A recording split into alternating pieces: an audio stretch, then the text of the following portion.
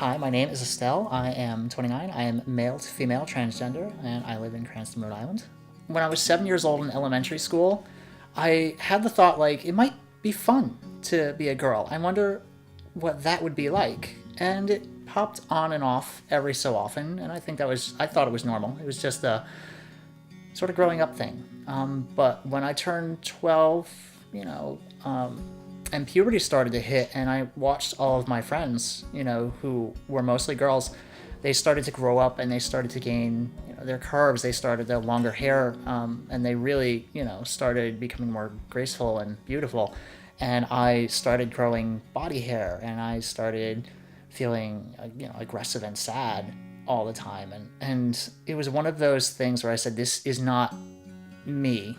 This is not me. This is not who I am. My mom died when I was very young. I was 9 years old, and it was a very stressful household because we didn't have a female figure growing up for the most part. And it came down to us being men. We're going to survive. We're going to do whatever we can. It was almost a sitcom in ways, trying to navigate the fact that three men who have almost no skills whatsoever in terms of doing things were trying to fulfill all a female role at the same time, which is what made me happy, but not necessarily, it wasn't necessarily what worked. My first experience with kind of going through this motion, in February I ordered my first dress, my first wig, my first everything, sort of. I had bought a $13 wig, if I remember correctly, off of Amazon. It was a red curly wig, came down to about here. I've always wanted red hair. The dress was just a simple black dress, nothing crazy.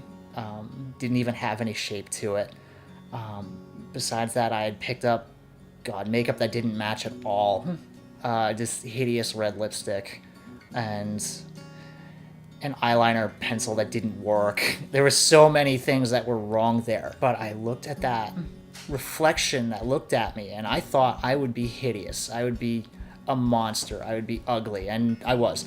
Let's be realistic, I was at the time. But seeing what could have been a feminine form, I sat on this couch right here, and I cried for 20 minutes. It was the first look at seeing not Rob, but Estelle. And at that point, I didn't even have her name yet. I knew she existed, and I knew she was in my heart, and I knew that's who I was, although she was caged and chained up for the most part. With that chance, that's all I needed. Officially coming out as transgender was one of those things that wasn't instantaneous. It took time because there's a lot of fear that goes into changing your life that way. Coming out for some people in different places can mean they lose their jobs, say they lose family members. So I officially, my Facebook came out Pride weekend. I posted a photo in front of the rainbow flag downtown in Providence. The main concept that I have to fight on my own is dysphoria, which is, in lay terms, how the incongruence between how I look and how I feel mentally. And it's a major thing for a lot of trans people. When I get to express myself, that's where I feel most powerful.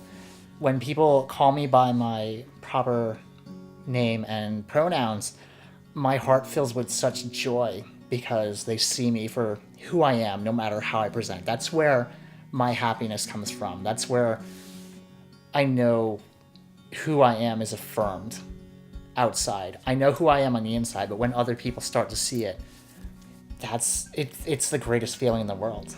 To those who are struggling with their gender identity, please, I implore you, for all intents and purposes, I hope for you, just give yourself the freedom and the love to play in that space. If you have at all had a thought, if you've had a dream, if you've, for even 1 second, looked at yourself and said, maybe something could be different, give yourself that opportunity. Just give yourself the freedom and the space and the love to say, maybe I could be this.